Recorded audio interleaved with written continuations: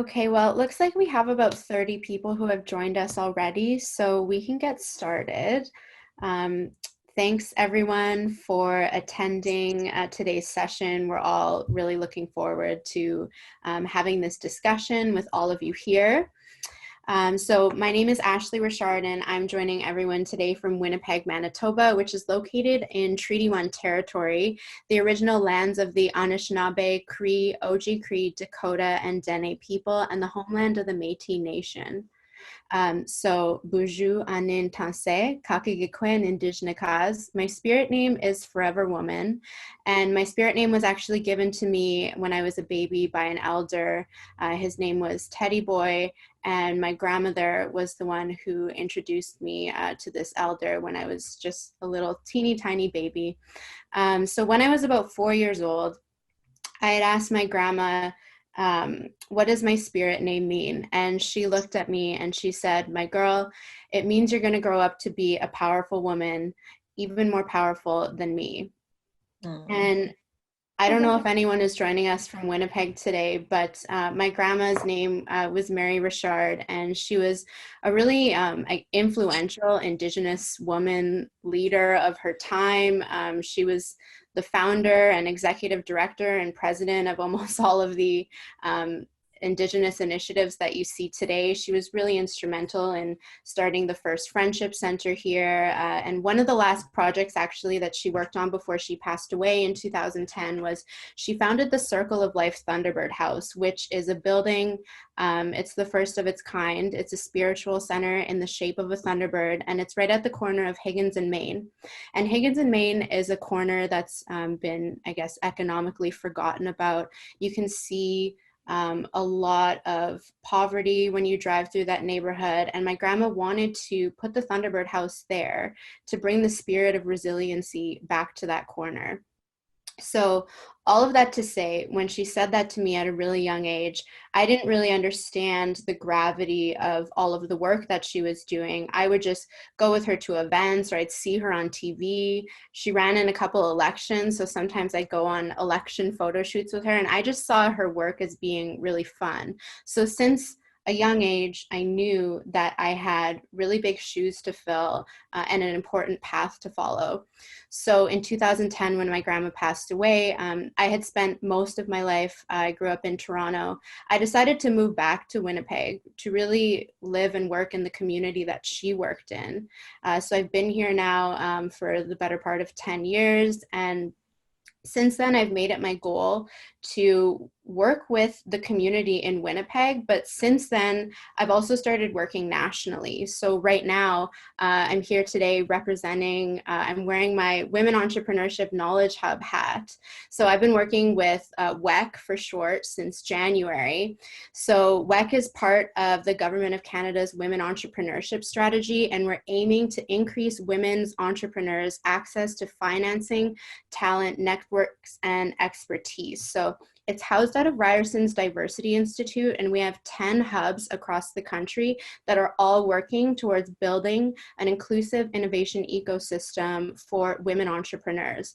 My role specifically is leading and executing WEC Indigenous. So I'm doing everything that WEC is doing, but focused specifically on Indigenous women entrepreneurs. So I'm working on establishing partnerships, influencing policy and research, and supporting various initiatives across Canada to help, build this inclusive innovation ecosystem for Indigenous women entrepreneurs. Back in the spring, some of you who are here today may have been a part of the series of roundtables that I held.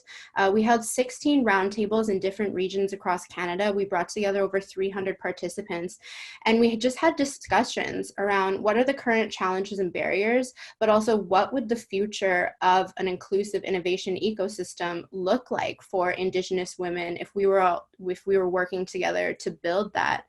The roundtables were amazing discussions. Each of them were very unique. Sometimes we had groups as small as 6, sometimes we had up to 40 or 50. So it was really different.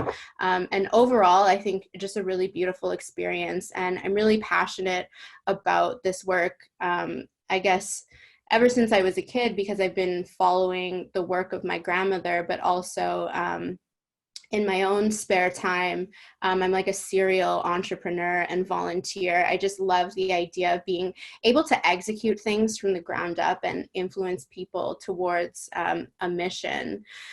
So I wanted to share with everybody before we got into the panel. So this past August, I took part in something really special. I wanted to bring meaning to the work that I'm doing at WEC in the same way that my spirit name has largely guided my path throughout my life.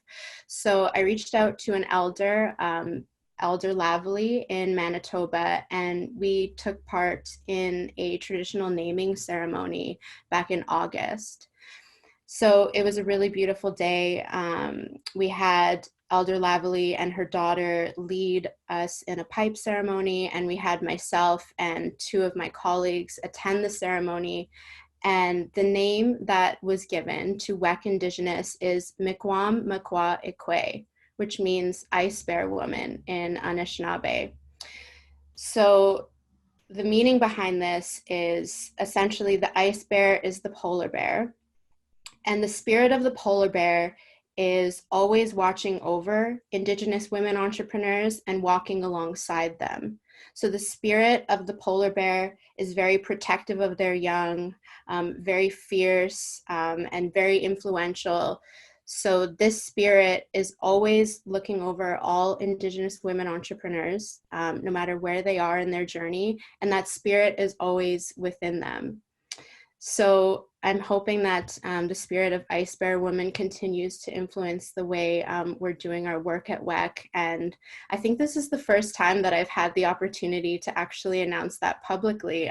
So again, miigwech everyone for joining us today. And we have a really exciting discussion planned with a diverse panel of Indigenous women entrepreneurs and women working to support Indigenous women entrepreneurs.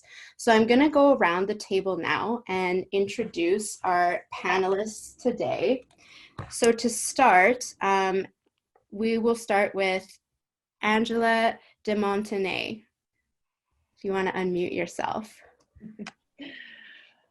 Hansi, thanks, Ashley, and hello, everybody. I'm really happy and honored to be here. My spirit name actually is She Who Walks with Honor, and it is one of my responsibilities to actually work with young girls and women in supporting them, mentoring, helping them along in their lives. So that's one of my sort of main purposes, along with the other things that I do. So I've been an Indigenous female entrepreneur for over 25 years now. So I've had a lot of experience both doing things locally in Canada. I'm actually based and have been for the last 25 years out east in the Hamilton Ancaster area near Toronto. I'm originally from Vancouver and was born on Vancouver Island. So I'm an original West Coast girl, but I've been out here for a while. So I've done everything from setting up my own factory and industrial sewing training programs on the Six Nations Reserve here, to doing international sales throughout the US, sales reps in Denver, Colorado, and Chicago, Dallas, Texas, and then, sales in Europe as well. So doing things on an international level in mainstream fashion, which has been, my sort of main area. It's been 25 years of pioneering Indigenous fashion. So it's been a challenge, I'm not gonna lie, but it's been really rewarding. And so now I get to see, the development of an Indigenous fashion industry, which is, now coming to fruition. So I'm spending a lot of my time now as well to mentor other sort of up and coming designers, other Indigenous women entrepreneurs, and it's really super wonderful. And also, what my other strength is product development. So not only have I done fashion, but I've done handbags and accessories and fine jewelry and hand poured soy candles, which I am focusing right now, especially because of the pandemic and wanting to provide something that utilizes our indigenous plant knowledge and medicines that help people, with anxiety and, other things that are kind of necessary right now. Thanks, Angela. And we're really happy to have you here today. Maybe if you want to post your social media or website in the chat, our participants can have a look at all the amazing work you're doing. Next, I'd like to introduce Melissa Hardy Giles.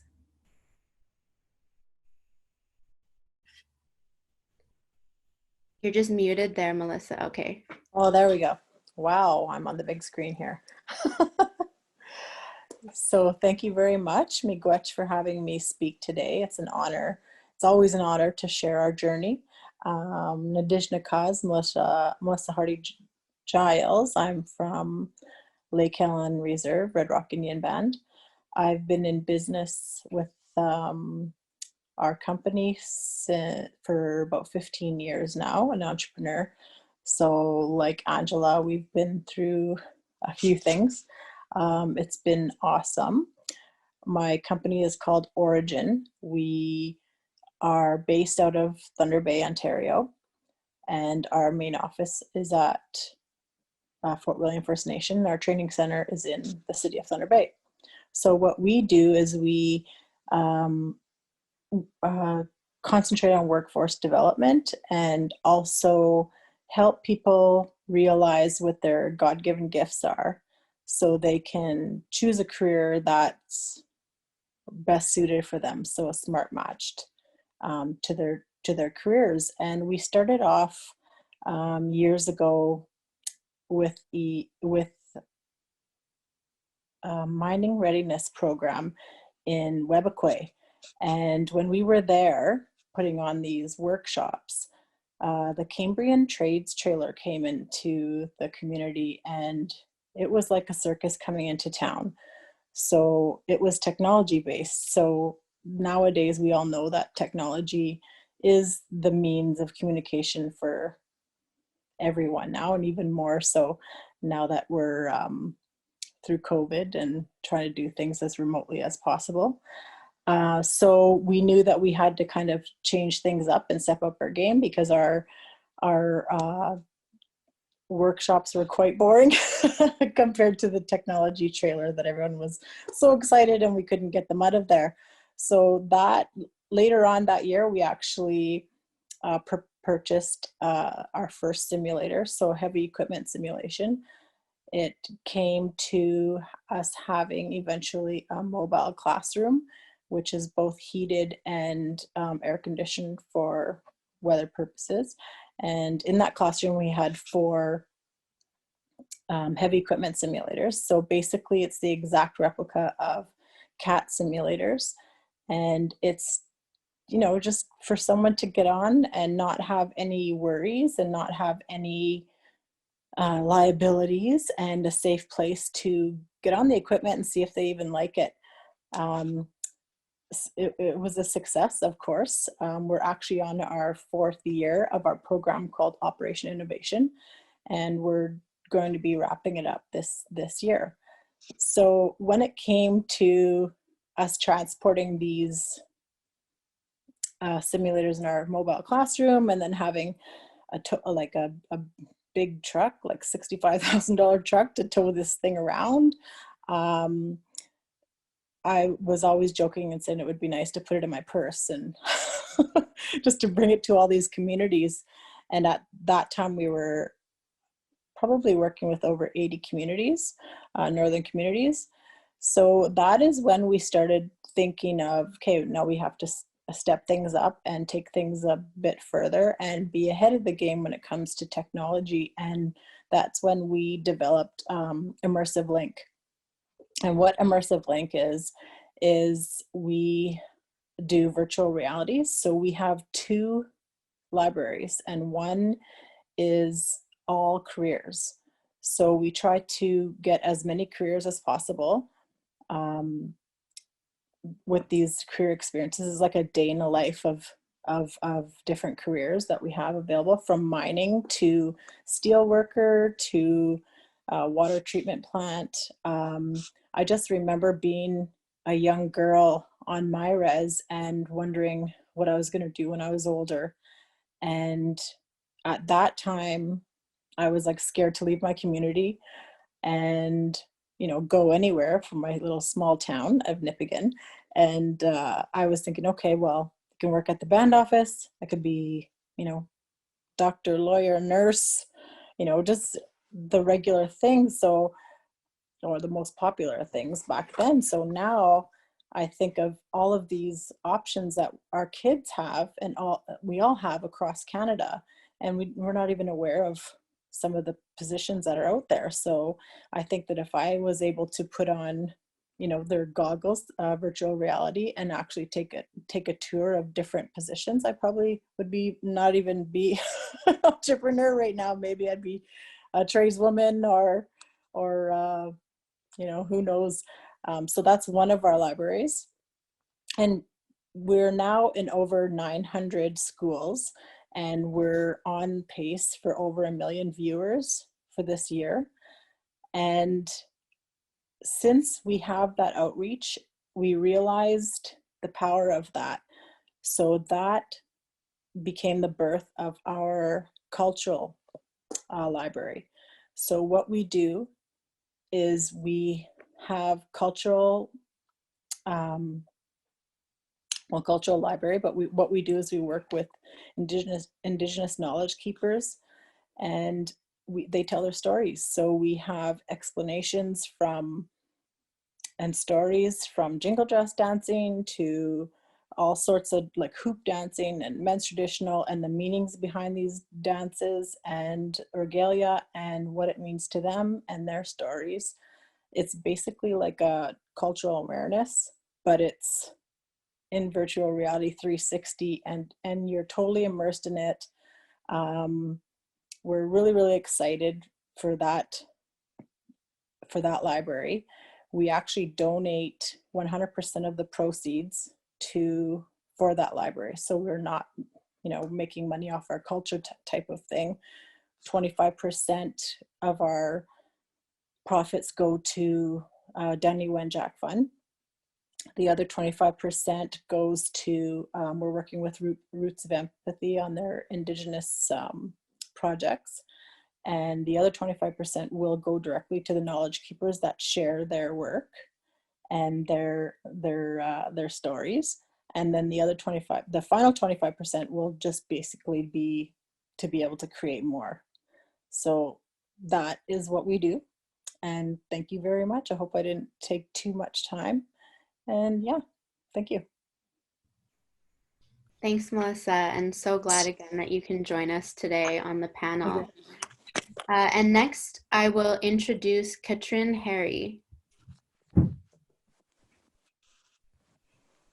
Good morning, good afternoon, everybody. I'm Katrin Harry. My traditional name is Jeje Ganak, and it means, loosely translated, it's the cousin who helps people. I'm originally from Germany. I've been in Canada since '92, and I've been an entrepreneur and a partner in an Indigenous business since '97. And I reside in Lake Wangan territory in Victoria, which is where I am right now. But my business is based in Tla'amin, which is the Coast Salish community north of Powell River in British Columbia on the Sunshine Coast. We're very small. We're 5 people, and about 10 years ago, we created something called the Advanced Business Match, which is an online and in-person business development forum that connects decision makers to create opportunities for business. We operate nationally. We engage with about 2/3 of Indigenous communities across the country. About 200 attend our events annually. And our company network is about 1,000 companies strong that are either Indigenous or non-Indigenous, and that attend in order to do business in the Indigenous business space. We're really focused on very concrete business connections. So our events roll out like a little bit like online dating for business. So everybody that attends creates an online profile that speaks to their business development priorities. We then look at those profiles and we then connect the decision makers that participate with decision makers that have complementing business interests. And then at our events that used to take place in person, people arrive at the event with a pre-scheduled, customized agenda of up to 31 20-minute appointments. With COVID-19, we were in the same situation as many others. We needed to create a business model that worked under the current circumstances and still did the same thing, which is the connection of business people with the ultimate goal to create profits in their companies. And so we've morphed our in-person events to online events that are now taking place, that we do about 4 or 5 a month. And we're focusing it on different project areas or industry sectors or topic areas. So for instance, we're doing an event with Black Ashes organization coming up where we want to connect people that are interested in micro startups with resources. We also, like our number one goal is to get Indigenous entrepreneurs into supply chains. So that's really what our focus right now is to connect those that have products and services with those that want to buy those products and services. Yeah, so with this new online format, we can connect Indigenous communities, entrepreneurs, and non-Indigenous companies across the country, we've just started doing this in June, but it's starting to develop an entirely different and very powerful dynamic. And we're really, really, really interested in supporting Indigenous entrepreneurs, women, and also specifically startups. And I'll post our website in the chat. Thank you so much. Thanks so much. And yeah, so that event for micro businesses and Indigenous women entrepreneurs, that's going to be coming up at the end of October. So if you know of any Indigenous women who are interested in starting up a micro business model or learning from others, it is a very individualized process, and ABM will be able to match them up with exactly who they need to get the information from. So you can email me for more information about that if you have any questions. And last but not least, I'll introduce Zafia LaPlante. Hello, everyone. My name is Zafia LaPlante. I am the CEO and founder of Hempergy. I'm originally from North Bay, Ontario. I am Métis and Turkish, and I am a recent graduate of Wilfrid Laurier's Global Studies program and the Murrah Indigenous Business Masterclass from the University of Melbourne. I started my company, Hempergy, 3 years ago before the legalization of cannabis. And I was really focused on using the leftover waste from the plant. So understanding the huge market potential for cannabis and the hemp industry here in Canada and also globally, I thought, what is a way to recycle this leftover plant material? And I originally started focusing on the use of the leftover plant biomass for supporting heating and energy efficiency across Indigenous communities here across Turtle Island. And after studying in Australia last fall and learning a little bit more about the industry globally, I realized that there's an opportunity for a pivot here into a more pressured and needed industry, being the food and natural health product space. So I've now started focusing since early January and the beginning of this COVID-19 pandemic on the production of hemp-based foods, drinks, and natural health products. So that's what I'm working on at the moment, and it's more than just a business to me. It was never about starting and making money. It was really just about the impact that I could make as a young Indigenous woman, urban Indigenous woman, having different lived experiences, going through post-secondary, being able to use the skills and tools that I've learned from my experiences and the opportunities I've had to share with the next generation of upcoming entrepreneurs, just like a lot of these women here are doing right now, sharing their journey with me, being the one of the younger ones here. It's really just, it's crazy to see how it really comes full circle, and maybe in 20 years from now or later in the future, I'll be almost like a lot of these other women, Melissa and Angela and Katrin, sharing my experience to the upcoming wave. So this is me, Zafia from Hampergy, and I'll also share my company link in the bio. We're going through a rebranding at the moment, just through a pivot, but I'm excited to share my journey and experiences with everybody here today. So thank you again, miigwech, merci beaucoup. Thanks, Sophia, for that introduction. So I'll just continue, and we'll start the first question with you. So Indigenous women entrepreneurs all have really diverse entrepreneurial life cycles and are constantly navigating an ever-changing ecosystem, which I'm sure both Angela and Melissa have experienced since they've been doing this for decades. So Zafia, what do you see as some of the most significant changes in the ecosystem from when you started as an entrepreneur to today? I guess even before becoming an entrepreneur, when I started university, I had this goal in my head to go to law school, be a lawyer, work for the United Nations, and make impact that way through policy. And after getting involved in my first year, I went to the Indigenous Innovation Summit in Winnipeg, the first of its kind. And I saw these Indigenous entrepreneurs on stage, and I was like, oh my gosh, I want to be one of these people one day sharing my story, but I don't have anything to share and to show people that I've done. So after getting involved at Wilfrid Laurier's Schlegel Center, I got more involved in the innovation and entrepreneurship cycles and systems change that were taking place there. And I was able to use my interest in this new upcoming field to get more familiarized with the skill set. And then after about 2 years, the initial spark for my company, I guess, started. And it wasn't even, okay, I want to start a business. It was actually a school project I was working on for Indigenous housing. And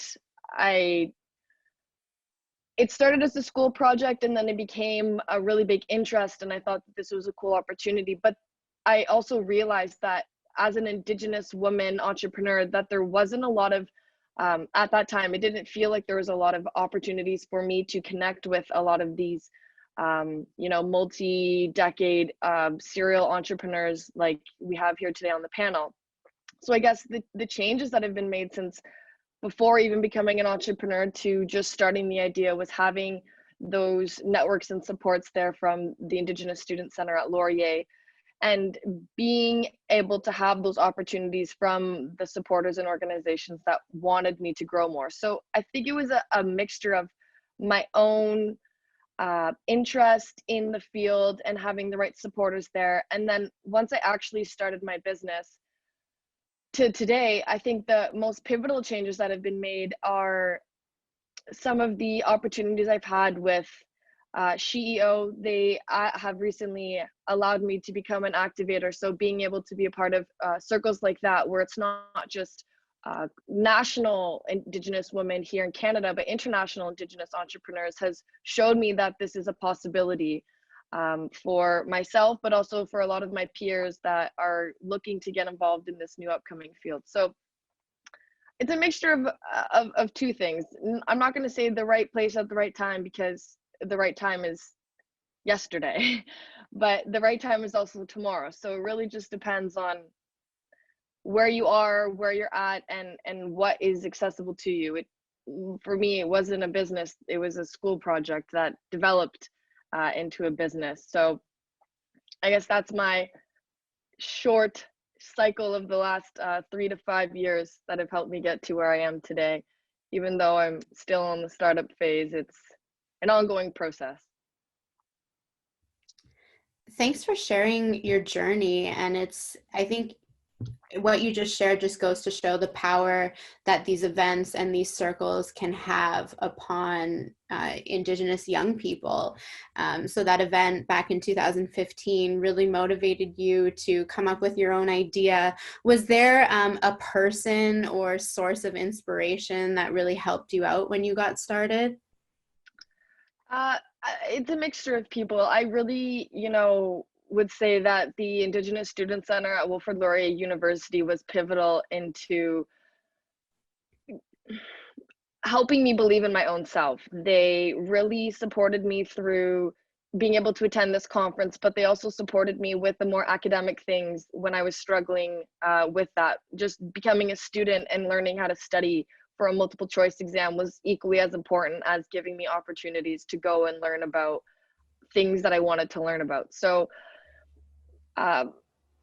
Melissa Ireland from the Indigenous Student Center, I don't know if you're listening right now, but she was the biggest advocate for me, as well as a couple of my teachers. Edmund Prees, he was my social entrepreneurship professor at Laurier, and he was there through and through from the beginning up until my last year of university, motivating me to do things, not just in the classroom, but to actually get out there.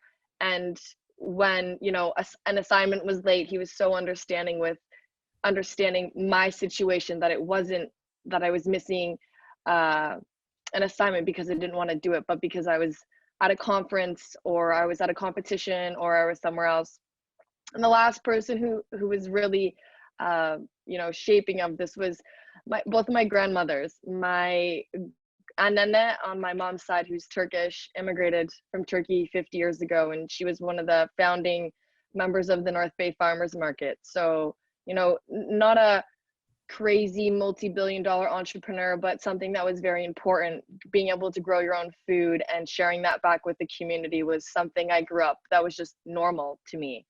And then my grandmother, Barb LaPlante, my dad's mom, she owned a shoe store in North Bay. And again, not a multi-billion-dollar, million-dollar, anything big entrepreneur, but it was something that showed me that women in these powerful places were possible, and it didn't have to be something innovative and changing. It was just your shoe store that you could go and get good quality shoes from. But it's what I grew up with, and I'm so thankful for having those two women, those matriarchs, show me the way without actually having to do anything other than just being my wonderful grandmothers.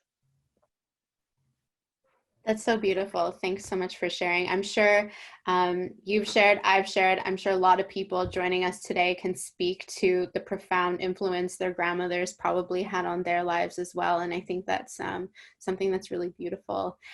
The next question is for our panelist, Melissa. So how the ecosystem interprets and acts on reconciliation is also something that has significantly changed over the years. How do you see big industry participating in economic reconciliation, and are there any gaps in this regard?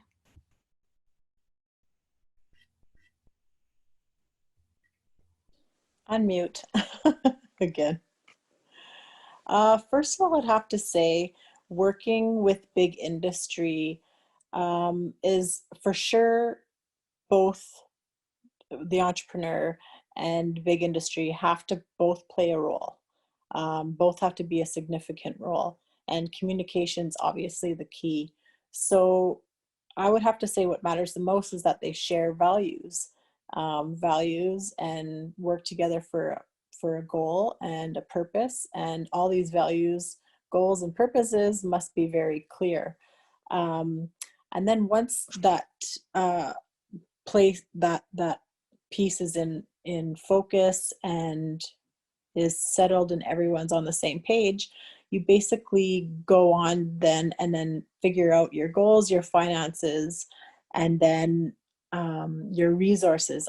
Who's going to do what work? Are you going to split your work? Are you going to share your work? And also be very clear to the key players of who's going to be doing this work, because sometimes a lot of the people that are sitting at the table are, you know, volunteering people. So they have to make sure that on both in industry and with the entrepreneur, that all the roles are very clear and everyone knows what's going to happen. It looks very different with an Indigenous entrepreneur, I believe, than a typical boardroom and on paper partnership. Big industry needs to be willing, well, we both, first of all, we both need to be willing to learn. Big industry have more solid processes. When I find that, like institutional processes, when I find that the Indigenous entrepreneur works more in of an organic way and needs to build the relationship first. I've had people come up to me from big industry and just say, you know, what's your chief's name, and can you hook me up with them? You know, and I'm just like, it's just kind of a turnoff, because that's not how we work. We have to, you know, build a relationship, and it takes time to do that. And like I said, it's more organic rather than the paper and the, you know, institutionalized process. So we have to make sure that they are aligned with our, with our values and have a solid foundation. Having time for sure to build the relationship with a big industry is the most important. It can't be rushed. Has to be very clear. I find that also big industry needs to realize that Indigenous people and businesses are a huge benefit, and we bring a lot to the table. I find that when big industry comes across as they're helping us or our people or whatever, it's kind of, you know, it's we don't need help. We know what we're doing, we know what we want, we're capable, and like I said, they have to realize the benefits that we bring, you know, to the table as well. Also, I find, like, if I can speak to a relationship with big industry that we just built a partnership with Indigenous Tourism Ontario. And even though it's an Indigenous based program, it's still considered big industry. And we needed to have, again, clear values, clear communications. We brought what we use in our company are the 7 grandfather teachings, and you know, we bring that to the table as well, and teach them that, and we all work together from the teachings. And I find that when big industry is open to that and really honestly respect our people and what we can bring to the table, it's going to be, you know, the most successful partnerships we've had. And I'm sure maybe, you know, Angela could probably speak to this too.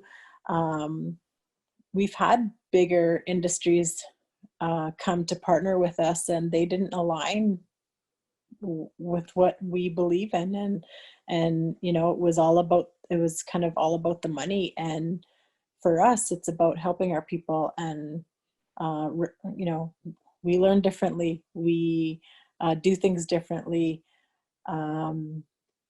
slower, more supportive,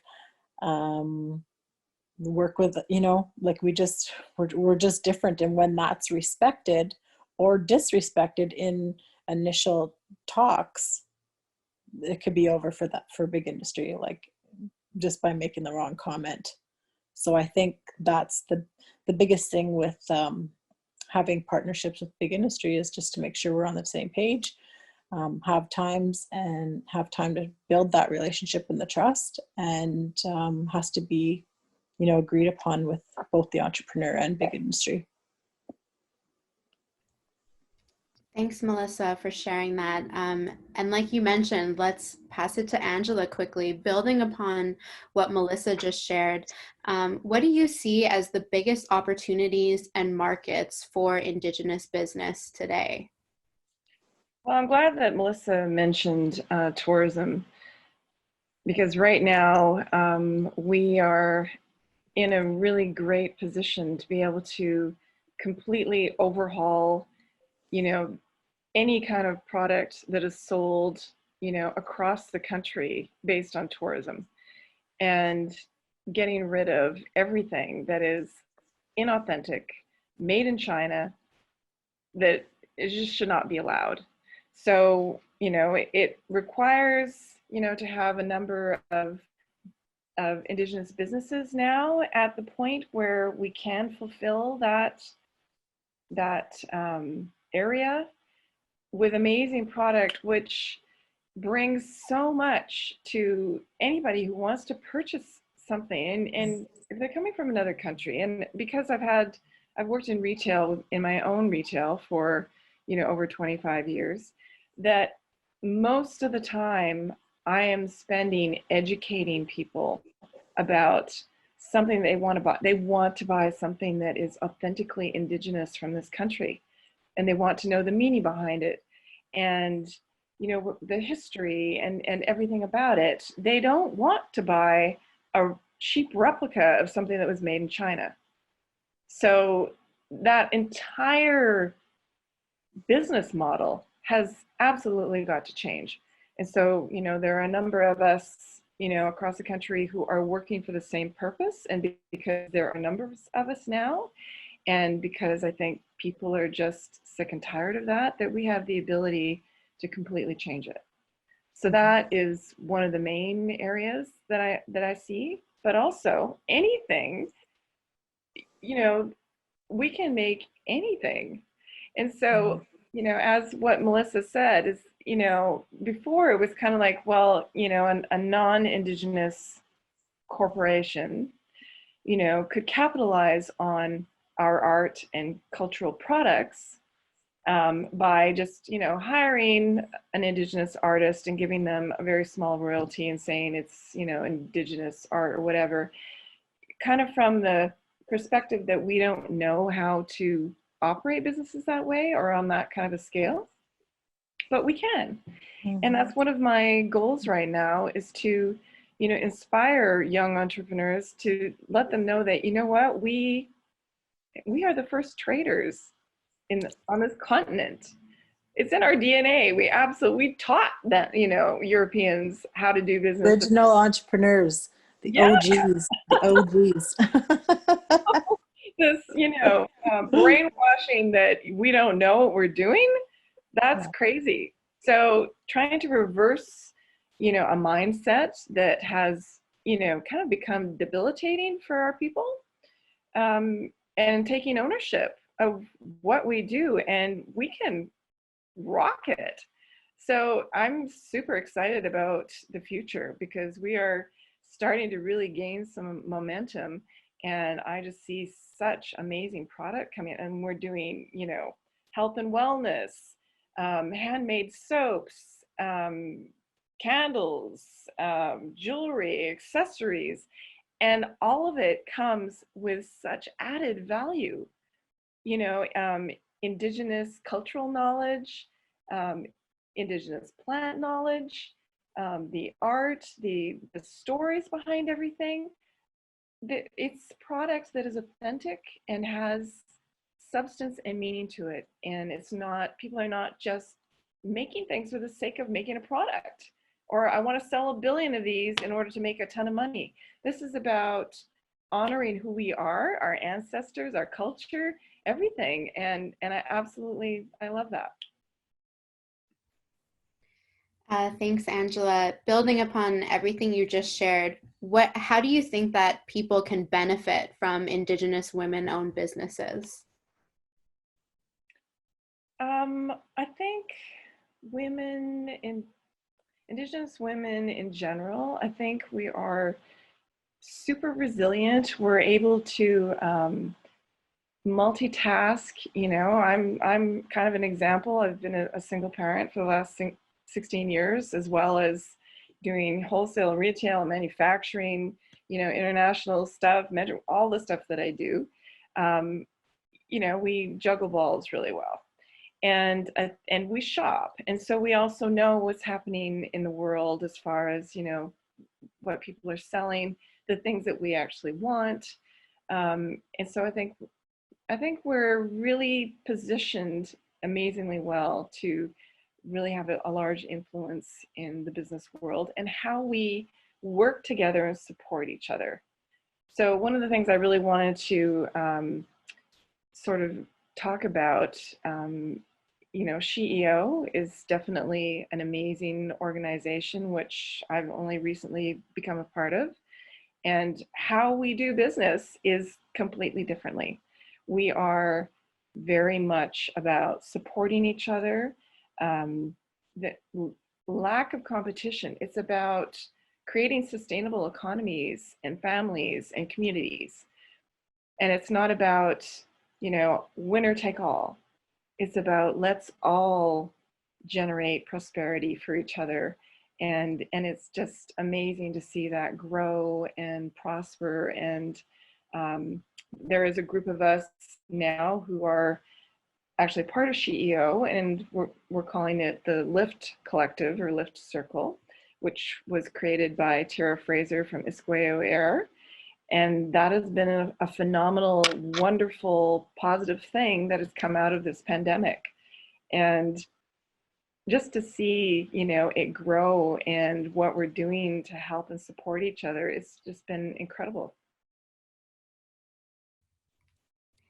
Thanks, Angela. And yeah, I also had the opportunity just earlier this year to join SheEO, and that was, you know, the reason we're in this circle is because SheEO made a targeted effort and action to include more Indigenous women. So they said they were going to do it, and then they just did. They didn't, you know, debate about it for 3 years and write a 5-year plan to do it. They executed within a month. So, you know, now we're all a part of this cool circle, and the conversations that we have at SheEO are so enriching. Sometimes I talk about what we talk about at SheEO with anyone who will listen for the next month.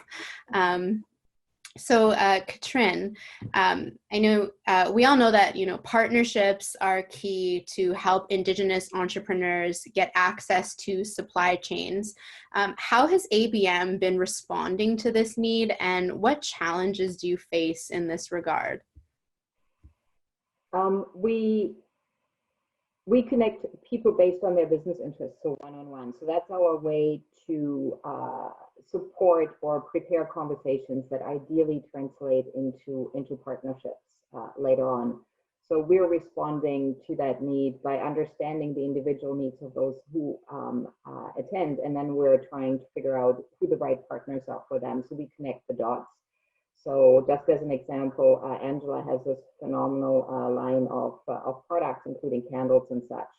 And one of her challenges is to get into supply chains. So I'm meeting with Distribution Canada Inc. tomorrow that we have a partnership with to get Angela into the supply chains of about 100 independent retailers across the country. So I have that conversation tomorrow with the leadership of that organization. I'll introduce the idea of engaging with more Indigenous suppliers. We're doing the business matching for that organization. So then I'm going to get Angela just signed up, and then she can talk to over a week in October to 90 small retailers. And so we're responding to the need by looking at Angela and saying, okay, so what is your issue with working with the Bay? And so the Bay's business model, for instance, doesn't work for her. And so we then create a partnership that will work for Angela, and we know the people in the marketplace that can make that happen for her. We're really concrete that way. When I first learned about Sophia and what she's up to, I've got all sorts of connection ideas that I'd like to investigate with her when she's back from Turkey. So the way we're responding to it is like we're talking one-on-one to the decision makers. We're figuring out what is your next step. And then we're creating, we're preparing the partnerships that can help move that company from A to B. And we're just really doing good old matchmaking by just knowing who's in our network and who wants to achieve what. And over the last 10 years, like we're getting better and better at it because our relationships are more prepared, and so we just have more market intelligence to get that done. In regards to procurement and small indigenous business, we see misalignments everywhere. We see misalignments in ways that are the reason why there are so few indigenous entrepreneurs. Still, there's not enough indigenous entrepreneurs out there. And so the misalignments are complex and like even too complex for this conversation, really. But we see misalignments between the power of indigenous communities and how they are able to support their small businesses. So for instance, when you talk about getting into the supply chain of big industry, it's really your community whose traditional territory the mine is going to be built in that has the incredible power to create the opportunity for the small business. So the first misalignment we see when indigenous community leadership focuses only on community-owned businesses rather than focusing on their small business sector and figuring out how to meaningfully leverage those opportunities and hold industry's feet to the fire by saying this is what you need to do. Then the second misalignment, we see that there are lots of really cool indigenous businesses out there that don't say that they're indigenous. So all of that knowledge is lost on the startups. And the reason why they're not saying that they're indigenous is that they may have been in business already for 25 years. They kind of made it through that process. And the racism in the marketplace will prevent them from saying that they're indigenous. Because as soon as you say you're an indigenous business, you're perceived to be a startup, to be on Indian time, to not have your shit together. That's what it looks like. And so there are many indigenous companies out there that don't say that they're indigenous because it works against them in the marketplace. And that's a huge misalignment. There's a huge trip to be made by companies from recommendation 92 to procurement. That's the third misalignment. When we look at industry and how they set up their procurement programs, it's so hard for small businesses to get in there, right? Like it's Angela and the Bay. Like you just cannot produce the volume. You cannot take the financial risk. Then you own your house on the reserve. No bank will look at you, all of those things. So that's another misalignment that we see, that the companies do not adjust their procurement programs appropriately to actually figure out how to nurture a small indigenous company into their supply chain. So we are responding to that by more and more asking industry to actually put the people on the trade show floor or into our online system that are not the relationship managers. We are not interested in those. We're interested in the people that drive the procurement programs. And many, many times, industry is not bringing those to the table. They come with their relationship managers, and that does not create business activity. And then the third misalignment that we see is that young indigenous people feel disenfranchised and not connected to networks of community or the overall business community. So like as a long-term goal, we often find that that young indigenous people do not even consider that an option for themselves. And so again, like there's a huge role for those that are already in business and those that are leading communities to put those pieces together. I hope I didn't. Like it's I feel like what I've just said is a complicated mess in my head.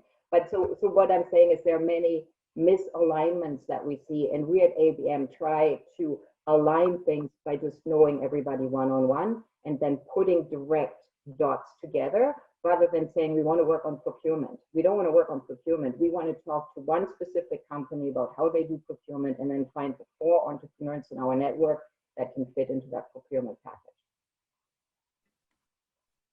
Thanks, Katrin.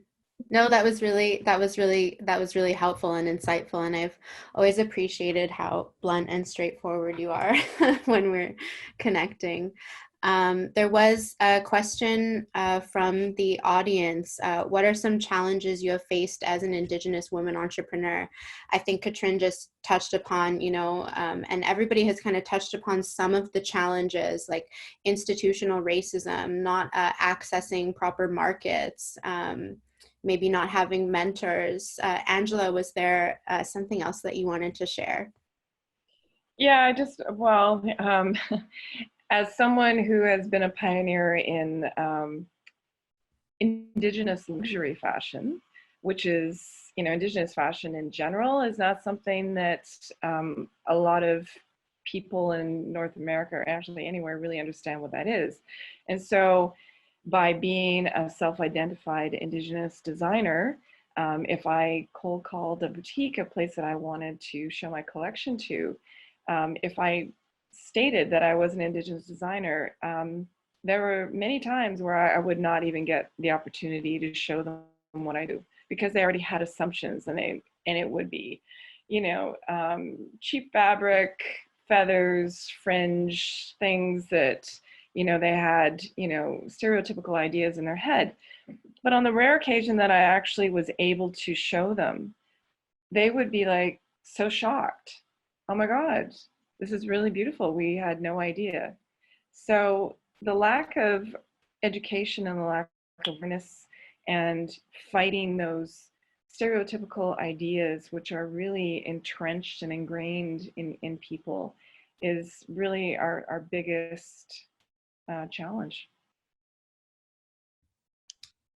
I agree, and I really do think that sums up a lot of the challenges that Indigenous women entrepreneurs do face, because a lot of these preconceived and racist notions are what influenced a lot of the policy that we see today. And this policy influences how industry and different organizations relate with Indigenous women entrepreneurs.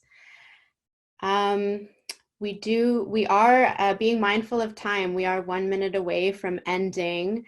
If any of our panelists have like a 15 or 20-second closing that they want to do, Melissa, I don't know if you want to say anything. I see you smiling. I just want to say thank you, Miigwech, to everyone, for Sana, for the invite. And I'm sure everyone appreciates sharing our stories, because that's what we do, and that's how we get ahead. I think that as long as we speak from the heart and work from the heart, that we'll be successful. So miigwech. Thanks, Melissa. And Zafia, you're joining us all the way from across the globe.